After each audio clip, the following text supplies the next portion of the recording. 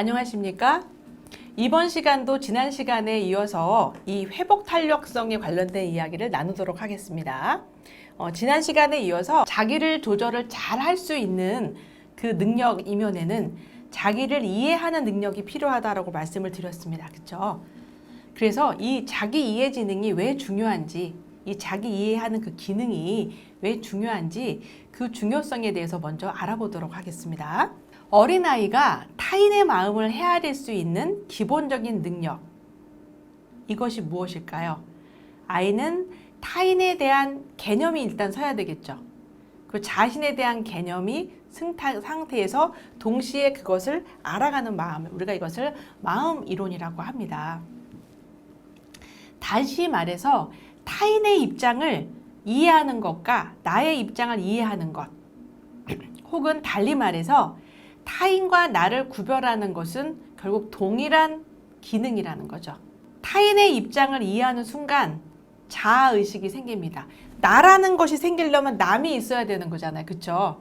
그래서 타인을 이해하는 순간 나라는 자아의식이 생기게 되는 겁니다.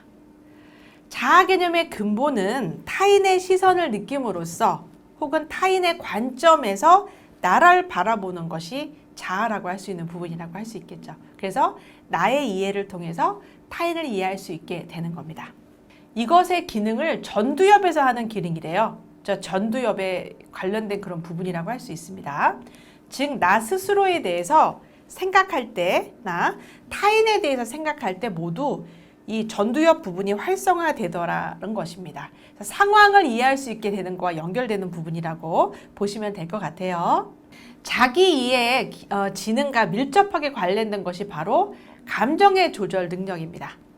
결국 자기 이해 기능은 자신의 감정 상태에 대해 정확히 인지하는 능력, 그쵸? 내가 감정이 어떤지 알아야 됐죠.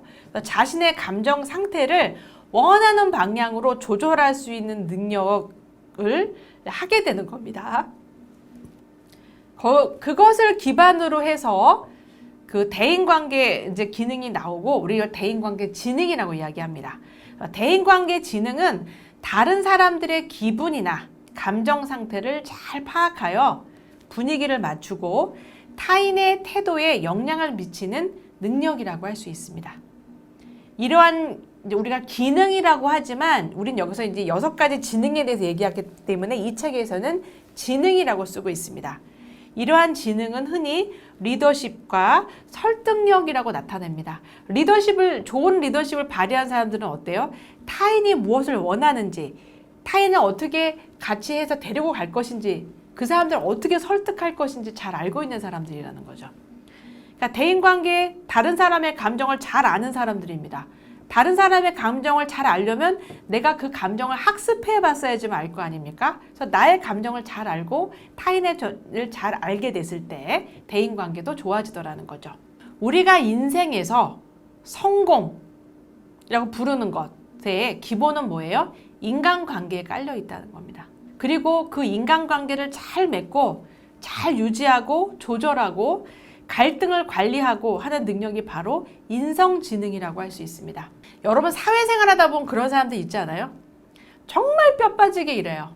굉장히 열심히 일하고 뼈 빠지게 일을 하는데 사람 복이 없는 사람들이 있어요. 그러니까 좋은 일 하고도 욕먹고 이런 분들 있죠. 그런 사람이 있는 반면에 어떤 사람은 저 사람은 뭔가 일이 잘 굴러가. 일이 잘 굴러가라고 한 사람들 보면은 반드시 그 사람을 돕는 사람들이 있습니다. 그 차이입니다, 여러분들. 인생에서 성공과 성취는 혼자서 이루어질 수 있는 것이 아니라 주변 사람들에 의해서 같이 이루어지는 부분인데, 그래서 얼마나 다른 사람을 나를 돕는 파트너로 만드냐. 또 그런 사람들도 다른 사람들을 잘 돕거든요.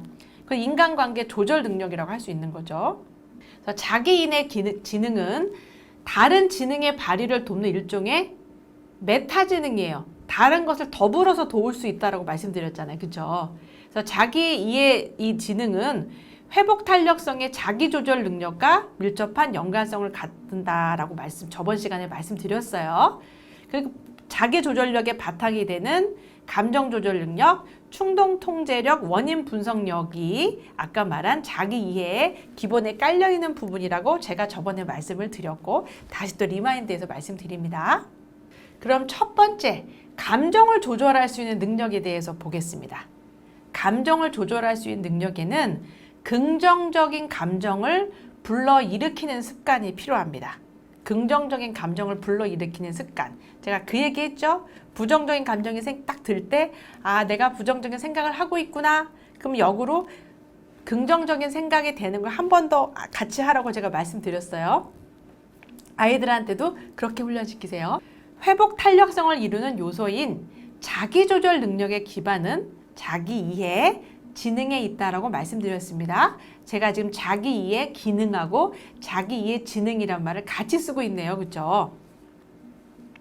이 책에서는 자기 이해 지능이라고 나옵니다.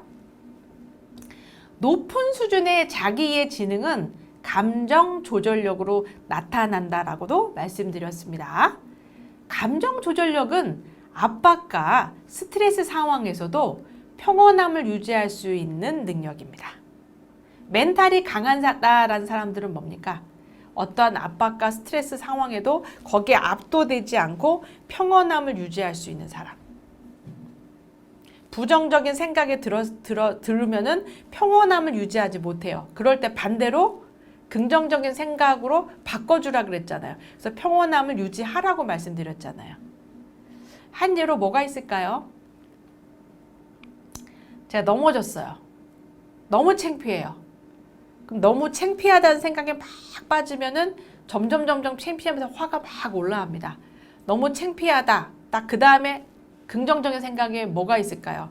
저 중에 나를 아는 사람은 어느 누구도 없다. 내가 창피한 만큼 느끼는 걸 저 사람들은 느끼지 않을 것이다 라고 저는 감정을 바꿉니다. 그러면 아까 창피한 생각이 점점 사라지는 걸 경험할 수 있습니다. 그러면서 이 상황을 평온하게 유지할 수 있게 되는 거죠. 그래서 회복 탄력성이 높은 사람들은 스스로의 감정과 주의력과 행동을 통제할 수 있는 능력을 지니고 있습니다. 그러니까 자기 관리가 잘 돼서 환경의 영향을 받지 않을 수 있다는 거죠. 불편한 상황에 밥을 먹고 오는 사람들이 와서 나 오늘 너무 불편해갖고 너무 빨리 먹었더니 나 소화제 먹어야 돼 이런 사람들 있거든요. 많아요, 의외로. 자, 그런데 회복 탄력성이 높은 사람 어때요? 이 상황이 굉장히 나한테 불편한 사람이구나, 상황이구나. 내가 좀 불안해하고 있는데 어떻게 해야 되지? 내가 지금 이 상태에서 밥을 많이 먹으면 체할 수도 있을 것 같은데 그러면 내가 먹는 거를 좀 조절을 해야 되겠다. 자기가 오는 불안을 스스로 먹는 거를 천천히 속도를 조절하려고 하는 사람. 한 사람은 그 불안에 못 이겨서 막 먹는 사람. 그 차이를 알겠죠? 상황에서 어떻게 주의력을 하고 자신의 통제할 수 있는 능력은 상황을 쫙 보고 원인을 분석한 다음에 그걸 읽을 수 있는 능력이랑 연결되는 겁니다. 감정 조절력은 분노나 짜증처럼 부정적인 감정을 어떻게 해요? 억누르는 것이라는 의미가 아니에요. 분노, 짜증 나는 거 계속 억눌러 봐요. 그거 마음의 병되고요. 몸에 신체화 증상이 일어나요. 여러분들. 신체화 증상이 뭐예요? 아이들이 학교 가기 싫을 때 엄마 배 아파요. 그게 뭐예요? 너무너무 학교 가기 싫다는 것을 싫은 감정을 지금 온몸으로 배 아픈 걸로 표현하고 있는 거잖아요. 신체화 증상이에요. 어른들도 마찬가지입니다. 신경과민증이에요. 뭐예요? 이거 다 신체화 증상에 해당되는 거기 때문에 억누르고만 있으면 안 돼요. 그래서 이것을 긍정적인 방향으로 해결할 수 있는 방법을 찾아야 되는 겁니다. 필요할 때면 언제나 긍정적인 감정을 스스로 불러일으켜서 신나고 재미나게 일할 수 있는 능력도 여기 들어가는 부분이라고 할 수 있겠죠. 그래서 아이들이 긍정성으로 이거를 분노 감정도 긍정성으로 풀 수 있는 것. 제가 저번 시간에 그 얘기 드렸죠. 제가 병원에 있을 때 청소년 집단 프로그램 할 때 강점을 이용하는 프로그램 한다라고 그랬잖아요. 강점을 이용하는 프로그램 중에 화내기 프로그램이 있었어요. 여러분, 화내기 프로그램. 제가 만난 아이들이 부정적인 피드백을 되게 많이 받는 아이들이었기 때문에 이 아이들의 가슴에 응어리가 있는 거예요. 부모한테 혼난 거 뭐하고. 근데 이거를 잘 표현하지 못하는 문제가 부정적인 스트레스로 나오는 그런 아이들이었습니다. 그래서 분노를 우리가 어떻게 표현해 볼까를 정말 그 안에서 다양하게 분노를 표현해 보는 것들을 해봤습니다. 뭐 네버엔드 스토리라는 그런 것도 했습니다. 어떤 이야기를 만들어요. 이야기를 만들어서 결말이 뭐 그 사람을 응징하는 것까지 가요. 뭐 어떻게 해서 죽이고 막 이런 얘기가 막 나와요. 그러면 이제 선생님 입장에서는 어머 아이들이 어떻게 그런 생각을 할 수 있어요? 근데 그걸 긍정적으로 바라보자는 거죠. 그러니까 긍정성에 임해서 그런 걸 해결할 수 있게 해주는 그런 프로그램들을 한 적이 있었고요. 뭐가 있을까요? 그러니까 아이들만의 놀이 프로그램으로 만들어서 그 부정적인 것을 승화할 수 있는 것들을 했습니다. 밀가루를 갖고 와서 얼마나 찰지게 만드느냐. 찰지게 만드는데 이게 이제 막 밀가루를 막 때려요. 때리는 순간에 이 아이들이 느끼는 부정적인 감정에 의해서 하나씩 때리면서 막 찰지게 때리면서 얘기하기 이런 프로그램 했는데 정말 찰졌어요, 여러분들. 그래서 이 밀가루 반죽한 거를 이렇게 비닐에 싸서 집에다 가져갔는데 엄마들한테 연락 왔어요. 아니 선생님 무슨 프로그램을 했는데 그렇게 이걸로 그 수제비를 끓였는데 수제비가 너무 쫄깃쫄깃하고 맛있다고. 아니 뭐 하신 거예요 선생님? 막 이러는데 너무 웃기잖아요 여러분. 얼마나 이 아이가 이 밀가루 반죽을 하면서 찰지게 얘를 때렸겠어요. 막 오만 가지 욕을 하면서 다 때렸을 텐데 찰져지더라고요. 그래서 이것을 억누르는 것이 아니라 감정적으로 승화하는 것들. 근데 이게 찰지게 때려갖고요 승화한 데서 끝나면 안 돼요. 어떡하라 그랬어요? 이거를 표현하는 것은 경험자라 그랬잖아요. 경험자. 제가 저번 시간에 말한 경험자. 이거를 내가 다시 받아들이는 건 기억자라 그랬잖아요.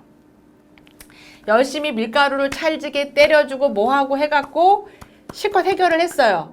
그럼 분노 감정을 경험하는 경험자가 됐어요? 그럼 이걸 마무리 프로그램이 중요합니다. 자, 민수야. 넌 오늘 밀가루 반죽을 해서 너가 찰지게 아주 욕을 했어. 무슨 욕을 했니?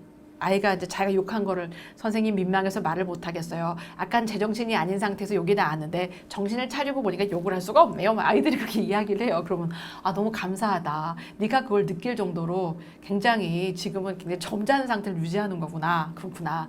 지금 너의 상태는 어떠냐? 그러면 이 아이가 선생님 저도 제 안에 그렇게 많은 분노 에너지가 있는지 몰랐습니다. 앞으로는 이거를 더 적극적인 방향으로 풀 수 있는 걸 해봐야 될 것 같습니다. 이것이 뭡니까? 기억자에서 스토리텔링을 바꿔주는 부분이라는 거죠. 그래서 이것을 필요할 때면 언제나 긍정적인 감정으로 바꿀 수 있게 해주라는 것들. 청소년 그 분노 올라온 아이들 그 중에 제가 이런 경우도 있습니다. 어머니 집에 베란다에 해먹을 좀 걸어주세요. 남자애들 때리라고 해먹. 근데 분노 감정이 올라올 때마다 때리는 게 중요한 게 아니야. 물론 때리는 게 중요하죠. 한 후에 현재 내가 어떻게 바뀌었는가를 자기가 느낄 수 있게 해주는 것들. 그래서 하고 와서 저랑 상담할 때 어땠니? 너 해먹 때리고 나서 어땠니? 물어봐서 이 감정을 바꿔주는 것들. 이게 뭡니까? 부정적인 감정을 조절을 하는 걸 함으로써 긍정적인 감정으로 바꿔주는 것에 대한 기술을 말을 하는 거예요. 강한 회복 탄력성으로 역경을 극복해낸 사람들의 공통점 보겠습니다. 우리가 회복 탄력성, 역경 극복하는 거라 그랬잖아요. 근데 그 사람들한테 공통점이 있었대요. 어떤 공통점이 있는지 한번 볼게요. 자신에게 닥친 역경과 고난에 대해서 고정관념에 사로잡히지 않았습니다. 난 역시 안 돼, 난 해도 안 돼, 이러지 않고 그런 고정관념에 사로잡히지 않고 능동적으로 새로운 의미를 부여해서 오히려 기회로 바꾸었다는 점입니다. 저의 이야기를 해줄게요. 이 강의에 이제 제가 여러분들 이 강의에 이제 타이틀에 보면은 나중에 빵님 교수의 마음교실이라는 타이틀이 들어가요. 빵님 교수. 왜 빵님일까 여러분들? 제가 오영님의 영자가 빵님이에요.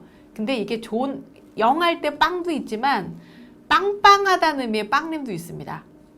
나중에 날 잡아서 제가 이 얘기를 좀 재미난 얘기를 많이 해드릴 수 있을 것 같은데 오늘 시간 관계상 저는 한 번도 날씬해 본 적이 없어요. 항상 빵빵했습니다. 볼도 빵빵, 손도 빵빵, 다 빵빵, 종아리도 빵빵, 빵빵합니다. 그리고 차마 이제 너 뚱뚱하구나. 애리 때는 야 오대지 오대지 저의 별명이 오대지였어요. 한반에 오씨가 많지 않잖아요. 그쵸? 오대지래요 오대지래요 막 이렇게 했는데 어느 순간 크니까 이제 돼지라는 말을 저한테 못 하잖아요. 사람들이 그때부터 좀 빵빵하십니다. 뭐 아우 빵님 뭐 이렇게 대학부터는 이제 빵님이라고 부르기 시작했거든요. 기분이 나빴지만 참았어요. 근데 제가 이 나이가 돼서 이렇게 보니 이걸 어떻게 역경을 극복했을까요? 제가 만나는 고객들이 마음이 아파서 찾아오는 고객들이 많아요. 또 우리 학생들이 제 연구실에 와서 똑똑 교수님 질문 있어요 하고 올 때는 뭔가 이 교수한테 이런 거 말해도 돼? 이런 걸로 오더라는 겁니다. 근데 저의 이 빵빵하고 이 풍만함이 너그럽게 당신을 품어줄 수 있습니다 라는 느낌을 주더라는 거죠. 그래서 저는 저의 이 뚱뚱한 몸을 어떻게 했다고요?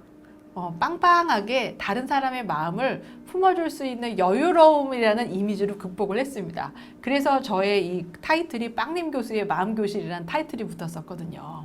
이게 바로 역경을 오히려 기회로 바꾸어 놓은 힘이라고 할 수 있겠죠. 우리는 일상생활에서 늘 새로운 문제하고 마주하게 됩니다. 그때 자신이 사용할 수 있는 여러 가지 자원들이 있습니다. 이것을 새롭게 조직하고 거기에 새로운 의미의 기능을 부여할 수 있게 해주는 것. 그래서 최선의 해결책을 만들어내는 능력이 바로 회복 탄력성의 중요한 요소라고 할 수 있겠죠. 아까 말한 고정된 생각, 사고방식이 너무나 다 고정되어 있어요. 융통성이 있지 않아요. 근데 이렇게 융통성이 없는 사람들은 일상적인 생활에 스트레스를 굉장히 많이 받아요. 아까 저번 시간에 강의 중에 바람 불면 눕는 잔디라고 얘기했잖아요. 융통성이 없는 사람들은 어떻게 해요? 바람이 불면 꼿꼿하게 서 있어요, 잔디가. 그러니까 언젠가는 꺾일 거 아닙니까? 융통성 있는 사람은 어떻게 해요? 바람이 이쪽에서 부는구나. 나도 이쪽으로 누워줘야 되겠구나. 바람이 이쪽에서 부는 거다. 난 이렇게 해야 되겠구나. 이게 바로 융통성 있는 사람이라는 거죠. 이 고정성, 기능적으로 아주 고정되어 있는 사람들은 융통성이 부족한 사람이에요. 그러니까 이 기능적 고정성을 극복하려면 어떻게 해야 될까요? 긍정적 정서는 자기조절 능력뿐만 아니라 앞으로 살펴보게 될 회복 탄력성의 두 번째 요소인 대인관계 능력하고도 연관이 됩니다. 대인관계 능력은 기본적으로 자기 자신과 타인을 얼마나 동일시하는가, 혹은 타인과 나 자신의 건널 수 없는 간극을 어떻게 극복해내는가 하는 태도에 달려있다는 거죠. 궁극적으로 이겁니다. 저 사람도 나와 비슷한 경험을 하고 있구나. 저 사람이 저렇게 화를 내는 거는 나의 과거를 생각해보니 나도 저럴 때 저렇게 화를 낼 수 있었구나를 이해하는 게, 그게 타인을 이해하고 나를 이해하는 거죠. 그 다음에 할 수 있는 게 뭡니까? 나는 저럴 때 이런 생각을 하는데 저 사람은 다른 생각을 할 수도 있구나. 저 사람이 저것은 하나의 사건에 대해서 생각하는 것이 다를 수도 있구나가 바로 융통성 있는 거잖아요. 그것을 바라보는 태도에 달려있다는 겁니다. 즉, 관계성이란 확장된 자아의 문제다. 네가 어떻게 나한테 그럴 수 있어? 이건 뭡니까? 네가 그런 건 난 이해를 못해. 이거잖아요. 근데 나의 입장에서 생각해보면 저 사람이 저렇게 한 것은 물론 내가 이해가 안 되지만 나도 좀 저럴 수 있겠구나. 그러니까 나하고 남은 다른 게 아니죠. 그러니까 확장된 자아로 남을 바라볼 수 있게 해주라는 거죠. 그게 공감력이 뛰어난 사람들이 할 수 있는 부분이 바로 그거예요. 그래서 긍정적인 정서는 확장된 자아 개념을 유발시킴으로써 다른 사람들이 나 자신을 동일시하게 한다는 겁니다. 부정적인 생각, 아까 이제 내가 넘어졌어요. 너무 창피해. 부정적인 생각이 막 빠져들어갑니다. 막 드디어 누가 나를 넘어지는 거를 누가 카메라로 촬영하진 않았을까부터 시작해서 부정적인 생각이 막 들어갑니다. 그럼 아무것도 못합니다. 그럴 때 확장된 개념으로 보면 저 사람도 나처럼 넘어진 경험이 있을 거야. 저 사람도 나처럼 창피했던 경험이 있을 거야. 그럼 저 사람도 나를 이해해 줄 수 있겠지 뭐. 이렇게 된다는 거죠. 나하고 남하고 동일시하는 경험을 많이 하는 겁니다.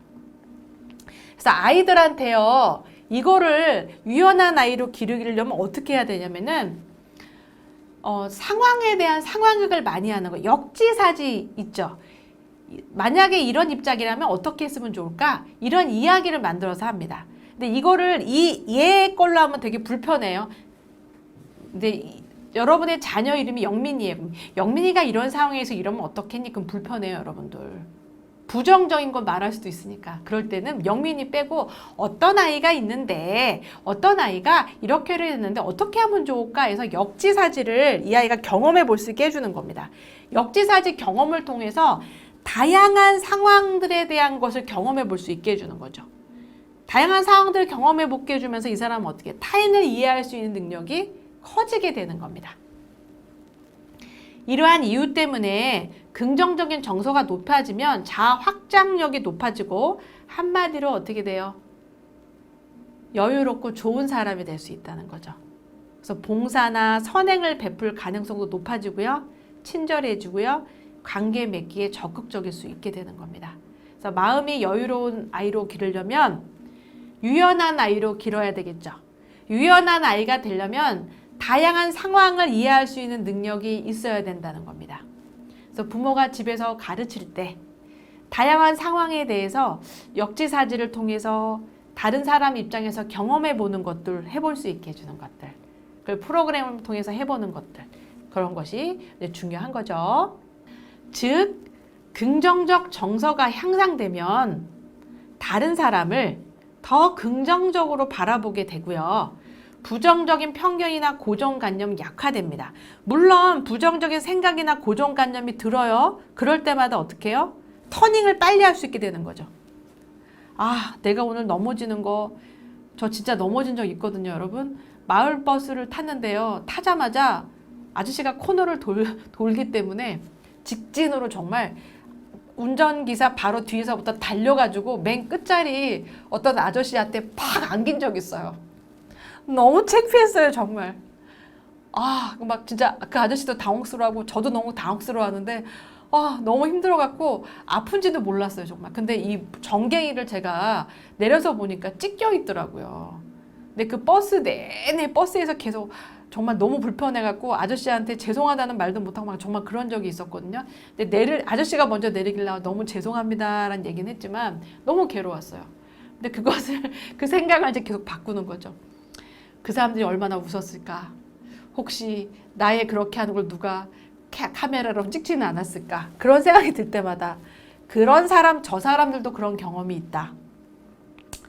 경험이 있기 때문에 나를 욕하지는 않을 것이다. 예. 물론 내가 아픈 만큼 그분들이 경험하지는 않았겠지만 그분들도 분명히 그런 경험이 있기 때문에 나를 욕하지도 않을 것이다 하면서 계속 바꾸는 거를 했던 경험이 있습니다.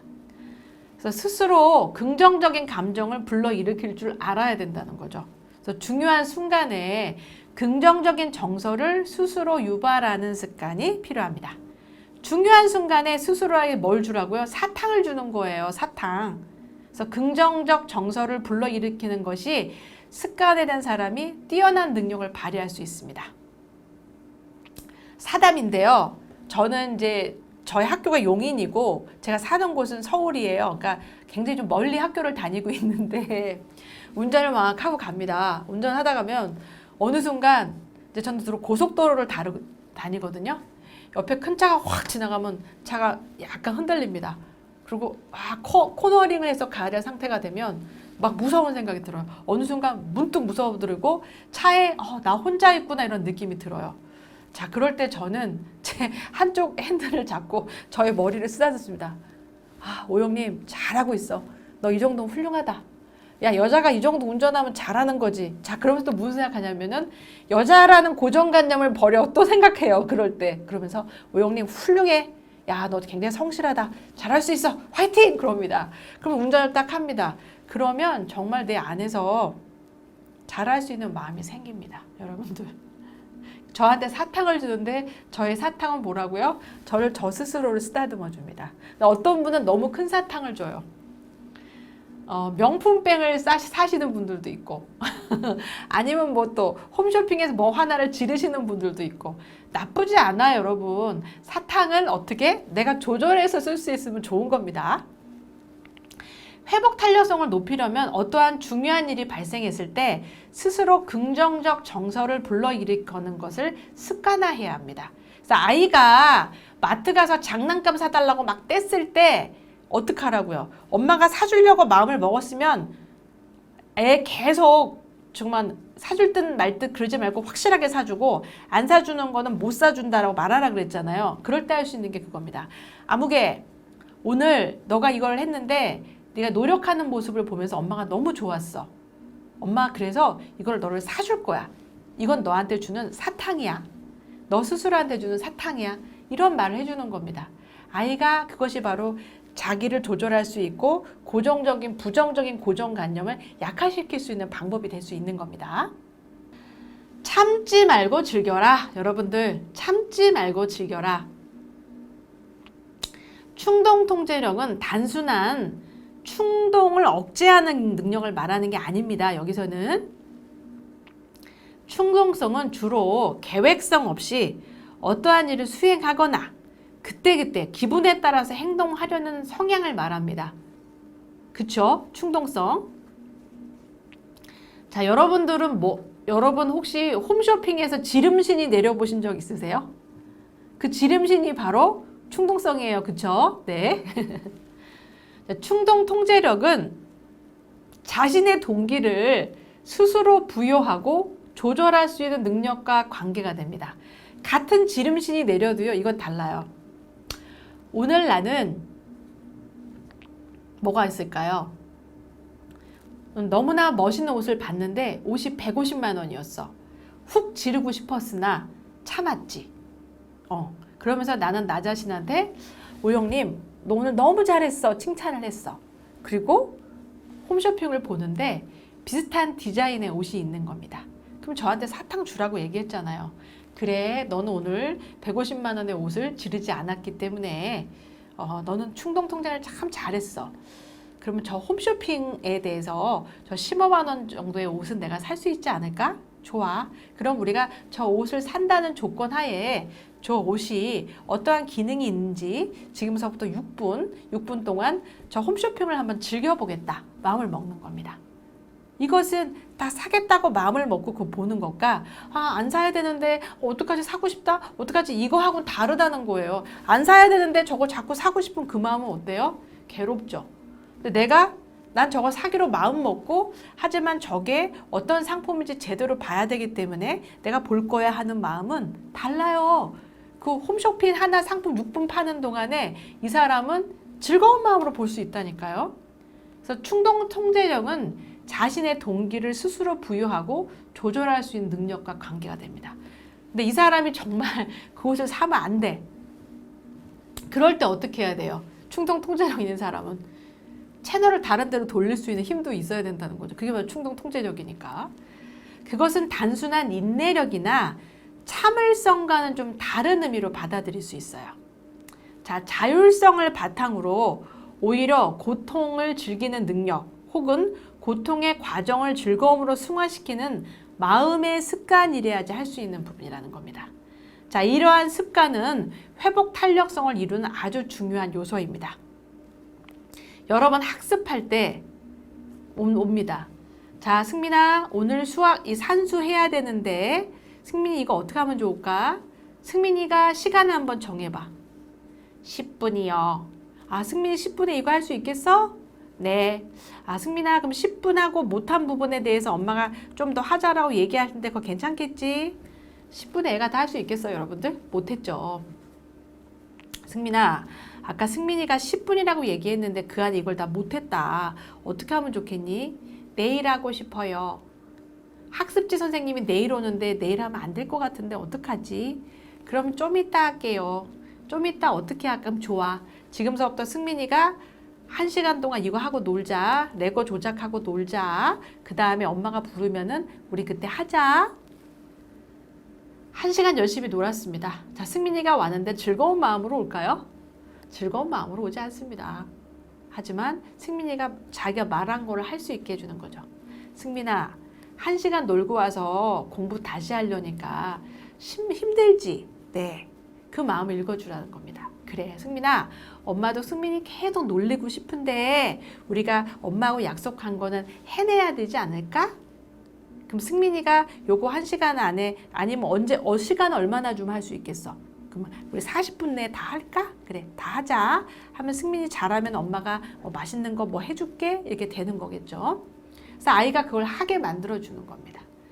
처음부터 잘하지 않고 여러분 끝까지 못해요. 끝까지 못해도 그렇게 해주세요. 이 아이가 40분 동안 그걸 다 못했어도요. 40분 동안 앉아서 해내는 능력은 이쁘지 않아요? 그거 칭찬해 주세요, 여러분.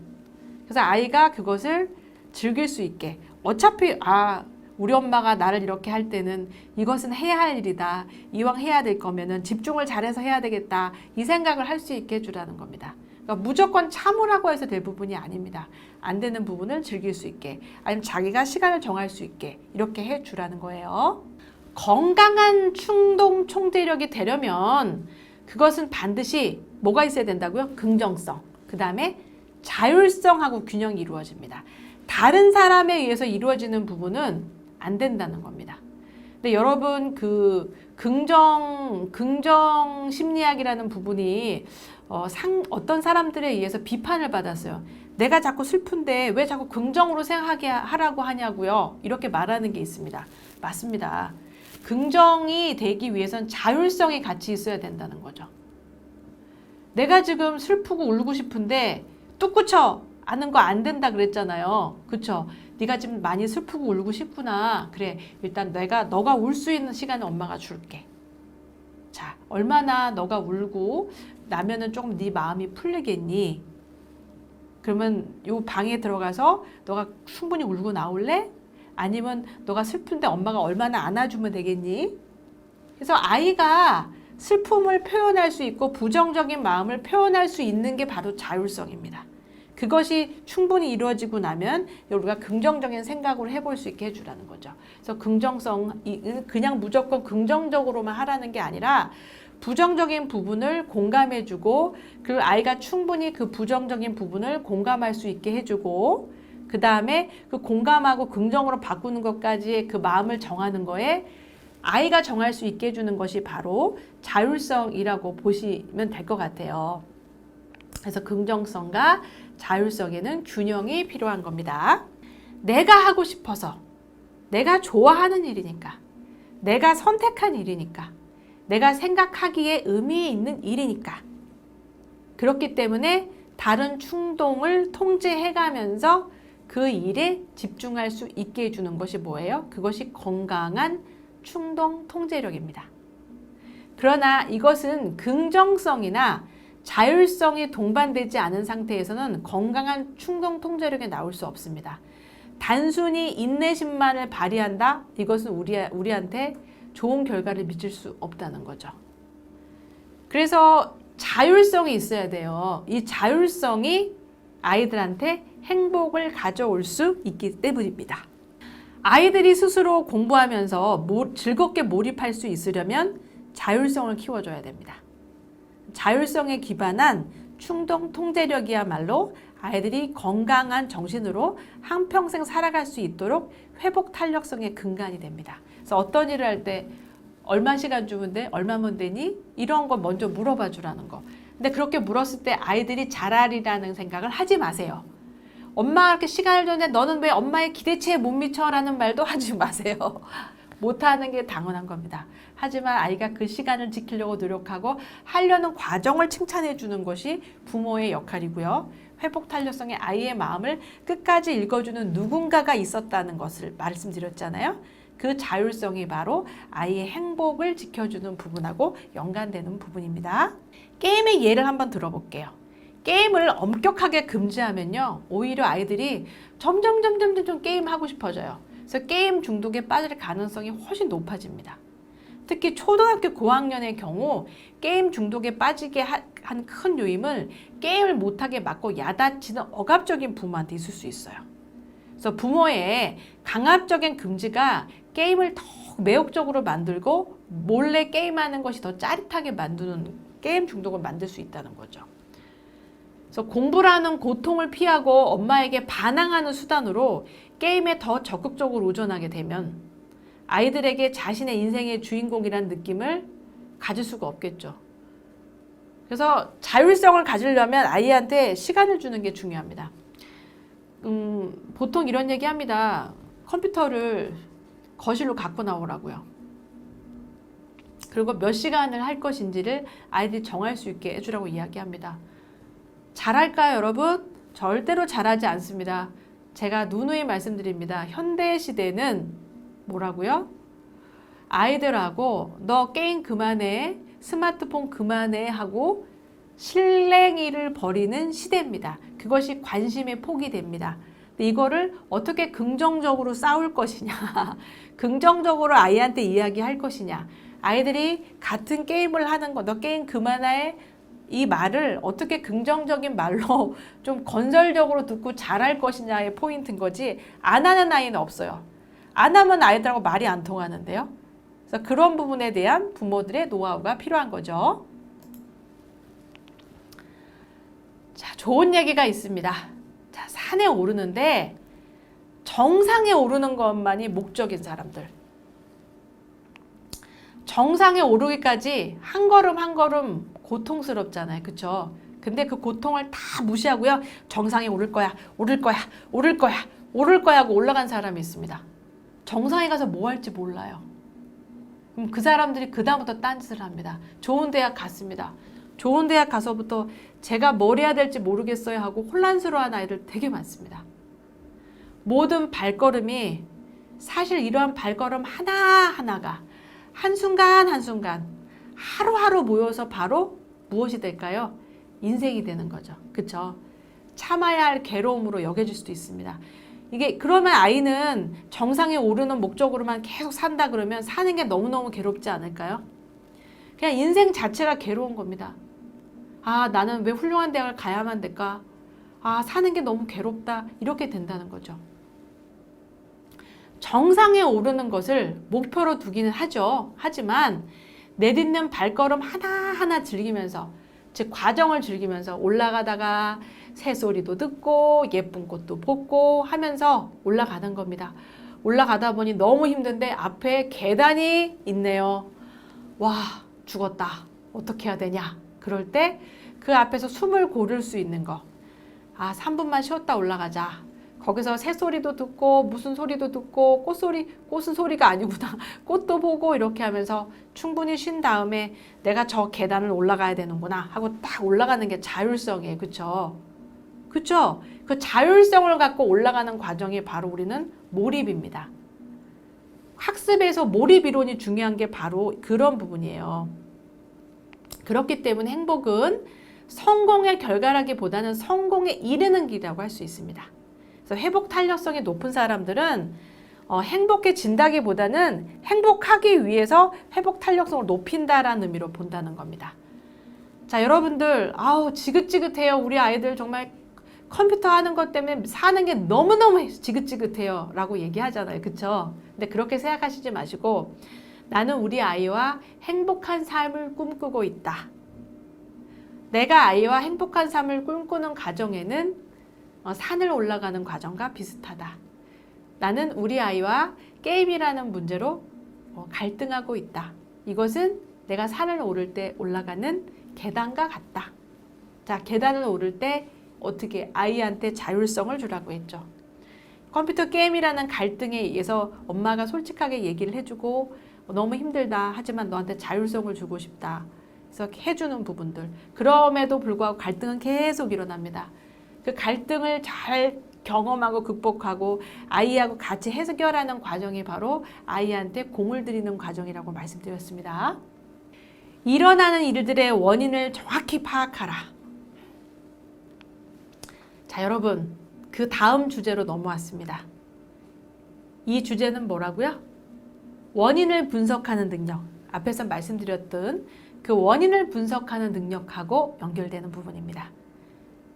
부정적인 감정에 휩싸여서 부정적인 생각이 난 망했어 난 더 이상 안 될 거야 하고 그냥 있고 그걸 직면하지 말고 도망가는 게 아니라 부정적인 생각이 들 때 긍정적인 마음을 탁 먹은 상태에서 이런 일이 왜 일어났을까? 일어나는 일에 대해서 원인을 분석할 수 있는 것들. 일어나는 일들의 원인을 정확히 파악하는 것을 하라는 겁니다. 우리 궁극적으로 아이들한테 가르쳐야 될 게 이 원인 분석력이에요. 그래서 상황을 조망할 수 있는 능력을 가질 수 있게 해줘야 된다는 거죠. 자, 원인 분석력은 내게 닥친 문제를 긍정적으로 바라보면서도 그 문제를 제대로 해결할 수 있는 원인을 정확하게 진단해내는 능력을 말하는 겁니다. 부정적인 사건을 지나치게 비관적으로 받아들이다가 늘 스스로 좌절하고 마는 사람이나 반대로 지나치게 낙천적으로만 바라보다가 제대로 대처하는 사람들 모두 원인 분석력이 부족한 것이라고 볼 수 있습니다. 원인 분석력은 자신에게 닥친 사건들에 대해 긍정적이면서도 객관적이고 정확한 스토리텔링을 할 수 있는 능력입니다. 스토리텔링은 기억 능력이라고 말씀드렸고 이것이 쓰여서 자기 조절 능력과 감정 통제력 할 수 있는 것들 된다라고 했습니다. 자, 여러분들 자기 조정 능력하고 감정 통제력은 주로 감정의 문제예요. 감정의 문제. 이것은 뇌의 변형계와 관련된 부분이라고 말씀드렸습니다. 요번 강의가 아니라 저희 앞에 강의에 보면 있어요. 감정을 관장하는 것은 변형계라고 말씀드렸습니다. 반면에 원인을 분석하고 이성적으로 하는 부분들은 뭐라고요? 대뇌 피질, 즉 전두엽이라고 말씀드렸습니다. 기억나시죠, 여러분들? 변형계하고 대뇌 피질을 말씀드렸습니다. 그래서 아이들이 성장하기 위해서는 어떻게 돼요? 감정적인 부분을 잘 극복해서 상황을 잘 분석할 수 있게 해주라고 말씀드렸습니다. 제가 아이들 훈육할 때 그 얘기합니다. 아이가 굉장히 화가 난 상태, 분명히 아이가 잘못은 했지만 아이가 굉장히 화가 난 상태에서 부모가 아이를 이기려고 들지 말라라고 얘기했습니다. 그쵸? 너 지금 엄마랑 끝까지 해보자는 거야? 엄마가 만만해 보여? 하고 싸우지 말라고 했습니다. 그때 하는 훈육은 훈육이 아니에요. 아이는 이미 부정적인 감정이 꽉 차 있는 상태입니다. 부정적인 감정이 꽉 차 있는 상태에선 상황을 올바르게 파악할 수 있는 능력이 안 됩니다. 그게 아까 변형계에서 상황을 조망하고 파악하는 건 전두엽의 능력이라 그랬잖아요. 전두엽까지 못 가는 거예요. 이 상황이 꽉 차 있기 때문에. 얘가 잘못한 건 맞아요. 근데 지가 적반하장으로 잘못한 화를 내고 있는데 혼내봐야 무슨 의미가 있냐고요. 이때는 어떡하라 그랬어요. 얼마나 화가 났는지, 왜 화가 났는지 이야기해보거나 아니면 울고 있으면 울으라고 얘기하고 발 동동동동 하고 있으면 많이 화가 났구나 실컷 울어. 제가 해주라고 했잖아요. 그래서 아이가 그 감정을 충분히 발산할 수 있게 해주는 것들. 해주고 나서 근데 이 아이가 너무 심하게 하거나 다른 사람이 피해가 될 때 어떻게 해요? 네가 지금 많이 울고 싶고 많이 힘든 거 알아. 근데 지금 네가 다른 사람한테 피해를 주니까 요리 들어가. 자, 화장실 들어가. 요 안에서 울고 싶은 만큼 울고 나와. 엄마는 밖에 있을게. 이렇게 해주라고 말씀드렸잖아요. 충분히 울고 자기 감정이 해결되고 나면 아이가 나옵니다. 많이 힘들었어? 응? 그렇게 힘들었니? 응, 오늘 네가 좀 많이 잘못한 건 알고 있지? 일단 잘못한 건 잘못한 거지만 그 부분이 너도 많이 억울하고 힘든 부분 엄마가 이해를 해줄게. 자, 눈물 닦고 그 이야기는 가서 일단 하자 하고 먼저 정리를 해주는 거죠. 그래서 아이가 그 부정적인 감정에서 빠져나온 상태에서 저녁에 어떻게 해요? 앉혀놓고 아까 많이 힘들었니? 뭐 했니? 하면서 그 아이 잘못한 부분을 역지사지로 한번 해보라고 그랬잖아요. 상대방 입장에서 생각해 볼 수 있게. 그러면 아이가 어떤 부분이 잘못됐구나라는 걸 느낄 수 있게 해주라는 겁니다. 그러고 나서 그래 여기까지 잘 참고 와준 거 엄마도 화가 났지만 엄마랑 그래도 이렇게 이야기해 준 거 너무 고맙다. 얘기해 주는 것들. 너 오늘 또 하나 배웠네? 아이가 그러면서 점점 원인 분석력이 생기는 겁니다. 원인 분석을 잘하는 사람들은 역지사지 능력이 있는 사람들입니다. 나의 입장에서 생각해 보니까 아, 내가 이런 부분을 잘못했구나라는 거를 알아챌 수 있는 능력이거든요. 주위 사람들이 뭐라든 내 인생에 있어서 어떠한 일이 생기든 누군가 어떠한 갈등을 빚든 간에 그러한 일 자체에는 그 어떤 본래적 의미도 담겨 있지 않습니다. 내가 어떠한 의미를 부여하느냐. 그러한 일이 기분 나쁜 일, 슬픈 일, 화나는 일, 짜증나는 일이 되려면 내가 어떻게 해석하냐에 따라 달라 있다는 거죠. 다시 말해서 나의 분노나 짜증은 외부적 사건이나 사람들이 자동적으로 만들어내는 것이 아니라 내 자신한테 달려 있다는 거죠. 그래서 나의 분노의 좌절의 근원은 근본적으로 내 머릿속에 있다는 거. 아이들이 여기까지 알아요? 모르죠. 모르기 때문에 역지사지로 경험해 볼 수 있게 해주는 것들, 마음을 돌릴 수 있게 해주는 것들, 뭐예요? 부정적으로 꽉 차 있는 감정을 빠져나오는 것부터 연습이 돼야지만 이거를 할 수 있게 되더라는 겁니다. 자, 여러분들 눈을 감아주세요. 다음과 같은 장면을 한번 상상해 보겠습니다. 저는 눈을 감을 수가 없네요. 여러분 눈 감아주세요. 지금 나는 잔잔한 호수 위에 조각배 한 척을 띄워놓고 그 배에서 조용히 낚시를 즐기고 있습니다.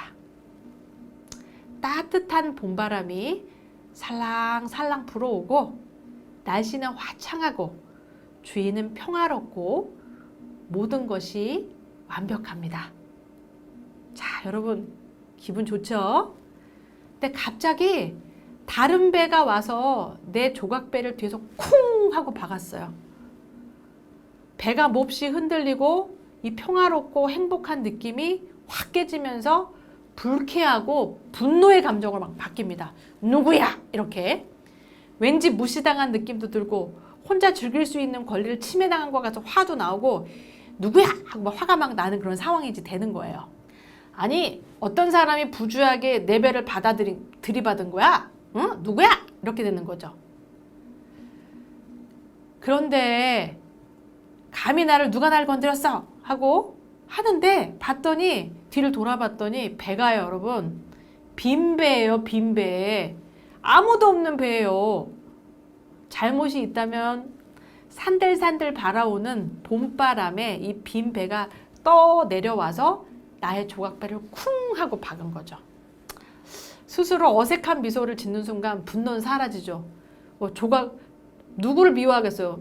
봄바람을 미워하겠어요? 빈 배를 미워하겠어요? 그렇죠? 나의 스토리텔링이 완전히 잘못되었기 때문에. 즉 분노는 내 머릿속에서 내가 만들어낸 스토리텔링의 결과라는 거죠. 다른 배가 내 배에 부딪혔다 사실에 의해 자동적으로 야기되는 것이 아니라는 거죠. 일상적인 사건이나 상황에 대해서도 마음을 돌리는 것을 하라는 것을 여기서 이야기하고 있는 겁니다. 우리 삶에서 벌어지는 다양한 사건들에 대해 어떠한 방식으로 스토리텔링을 하느냐는 곧 그 사람이 지닌 시점 체계에 의해서 결정됩니다. 어떠한 생각을 갖고 살아가느냐에 따라서 결정된다는 거죠. 이 새로운 신념 체계를 만들어주는 걸 누가 해야 된다고요? 부모님이 집에서 함께 해야 된다는 거죠. 이 신념 체계는 우리가 어떠한 스토리텔링을 하느냐를 결정짓는 기본적인 마음의 습관입니다. 건강하고 행복한 삶을 살기 위해서는 그리고 회복 탄력성 유지하기 위해서는 긍정적인 스토리텔링을 하는 습관을 들여야 합니다. 어떤 상담 현장에서 이런 것이 있었습니다.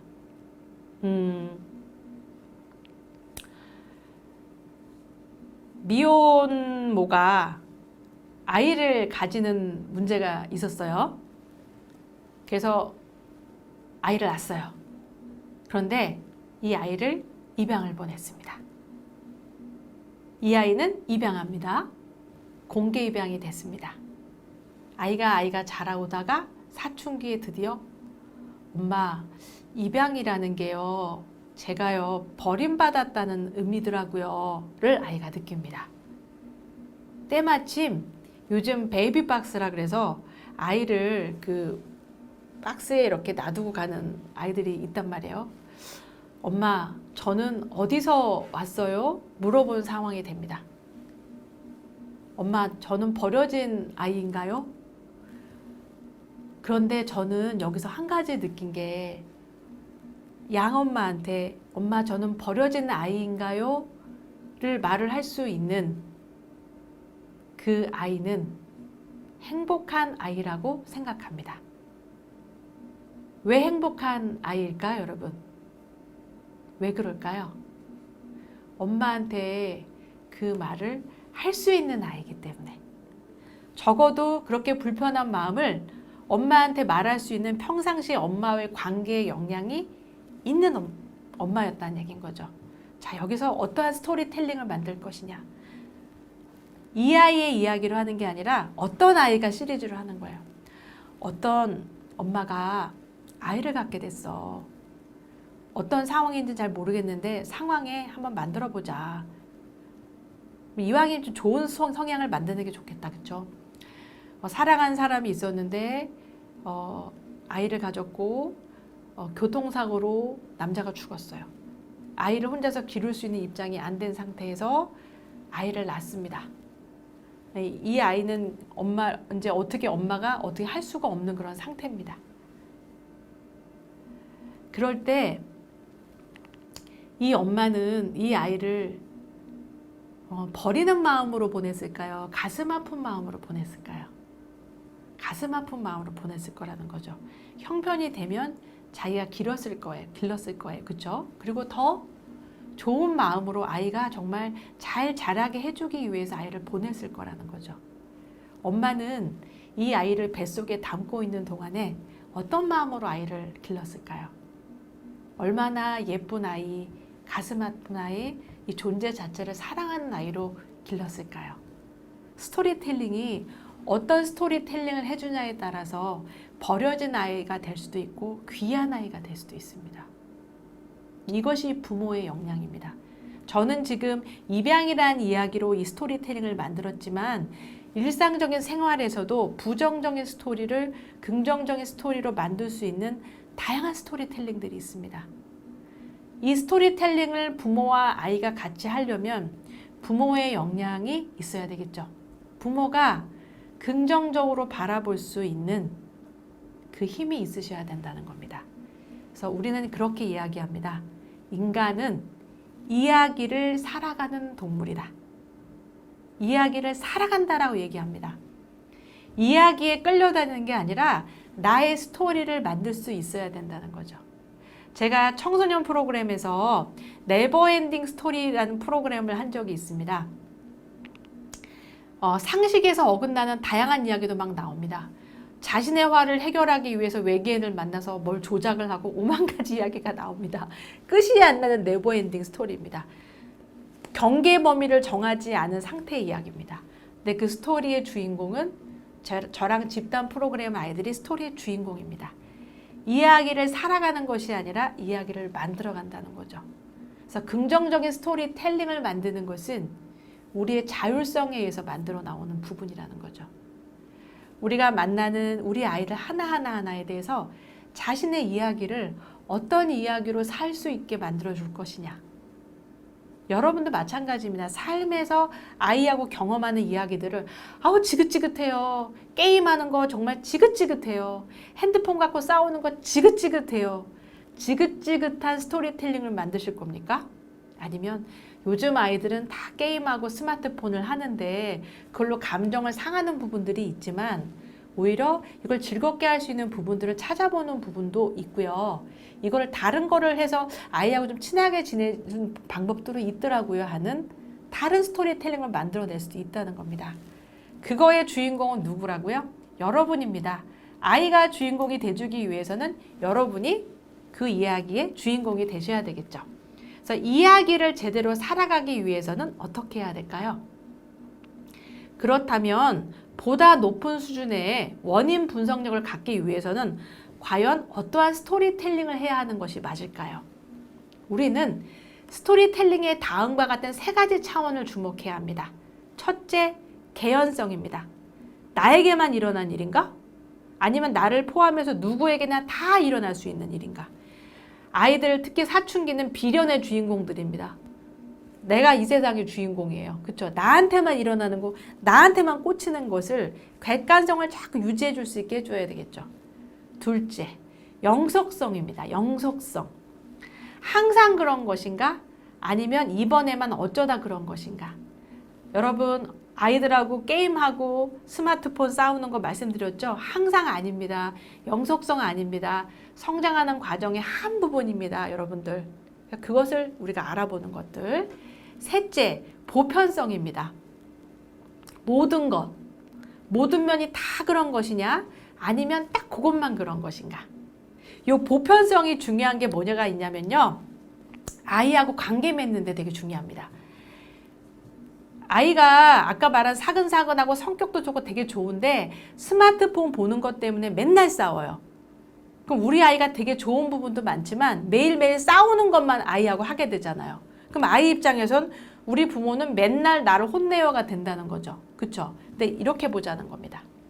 스마트폰 갖고 싸우는 문제를 벽에다 적어서 딱 해놔요. 해놓고 아이하고요. 마주 보는 게 아니라 같이 벽을 보는 겁니다. 딸, 저기 스마트폰 문제가 너의 문제야. 엄마는 항상 너한테 저것 때문에 얘기를 하는데 어느 날 깨달았어. 우리 딸은 너무 좋은 점이 많아. 우리 딸은 스마트폰 빼놓고 좋아하는 거 얘기. 성격도 사근사근하지, 친절하지, 다른 사람 배려하는 마음도 있지, 뭐도 있지 막 얘기해 줍니다. 그쵸? 그럼 아이가 나도 그런 게 있었구나. 나는 맨날 엄마한테 혼나다 보니까 나는 맨날 혼나는 아이라고 생각했는데 나도 그런 게 있었구나가 돼요. 근데 엄마가 이렇게 너한테 좋은 거를 한 번도 표현하지 못하고 맨날 너를 혼나기만 해서 엄마가 반성했어. 우리 딸이 요 문제만 빼놓고 보면 정말 이렇게 좋은 딸인데. 이게 보편성이죠. 이렇게 해서 관계가 되고 나면 저 문제, 그 스마트폰 문제를 어떻게 해결할 것인지에 대해서 아이하고 자율성을 갖고 이야기할 수 있게 되더라는 겁니다. 그것이 바로 이야기를 제대로 살아가는 방법이라고 할 수 있겠죠. 한 예로 좀 식상한 예지만 한번 볼게요. 예컨대 당신이 어떤 사업에 실패했다고 칩시다. 자, 이러한 역경에 부딪혔을 때 회복 탄력성이 부족한 사람 이렇게 반응합니다. 성공한 사람도 꽤 많은데 왜 나는 실패했을까? 이번에 이렇게 실패한 거 보면 난 앞으로도 계속 이럴 거야. 나는 안 돼. 나는 되는 일이 없어. 내 인생은 온통 실패투성이야. 이렇게 계속 가는 사람이 있어요. 그렇죠? 그런 사람이 있는 반면에 긍정적으로 바라보는 사람은, 회복력이 높은 사람은 그래, 이번에 실패는 아쉽다. 나도 좀 반성한다. 내가 좀 안일하게 생각한 부분이 있어. 근데 실패는 누구나 할 수 있는 거야. 나만 실패한 것은 아니야. 나 이외에도 실패한 사람이 수두룩해. 그래, 이번 사업에 실패한 것은 운도 나빴고 또 여러 가지 상황들이 있었어. 실패는 실패일 뿐이야. 하지만 나는 또 할 수 있어. 한 번 더 경험해보자. 요번에 원인 분석 제대로 하지 못하고 한 것은 내가 반성해야 될 부분이고 좀 더 다른 걸 해보자. 이 사업을 실패했다고 해서 내 인생의 모든 면이 실패한 것은 아니야. 하고 긍정적인 증서로 빨리 돌려주는 부분을 하라는 겁니다. 아이들하고도 마찬가지입니다. 아이들이 아까 말한 그 게임하는 아이들, 뭐 혼나는 건 맞는 거죠. 이쁜 딸을 엄마가 맨날 혼내기만 해서 미안해. 우리 딸한테 이러이러한 좋은 부분도 많이 있는데 하면서 상황이 부정적인 부분으로 가려고 할 때마다 긍정적으로 자꾸 스위치하는 거를 일상적인 생활에서 계속 해주세요. 계속. 쉽지 않지만 계속 해주세요. 그럼 머리에서 자동적으로 그렇게 되는 것을 경험할 수 있을 겁니다. 이번 시간 여기서 마치겠습니다. 감사합니다.